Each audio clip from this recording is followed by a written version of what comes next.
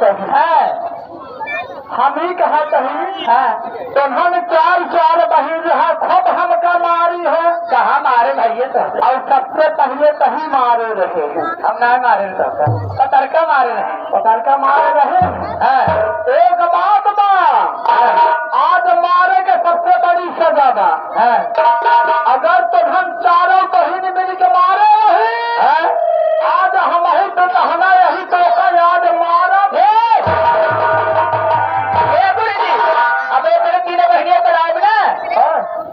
समझ इधर बातें मुर्गी आएगी बड़ा तीनों बहियों देखी तो मनो आवत ही बड़ा कलाई अरे अरे बड़ी भाई इसका दिलवा लगे ग्यारह पट के क्यों नहीं आए काम आइया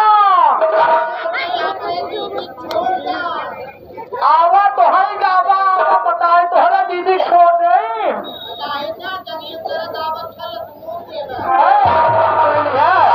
हम कहते हैं अगर आप छोड़ तो कर सकता अगर हमारे बात मान ले तो अब छोड़ दो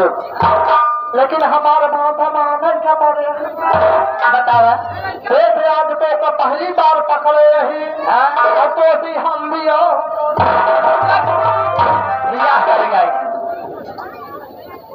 दिया करता अब लेकिन ये नील अगर हमरे उत्तर सवाल जवाब दे देगा तो उससे शादी करिए अगर न दे पाऊंगा तो जैसे आई या जौनी के उसी के चले जाओ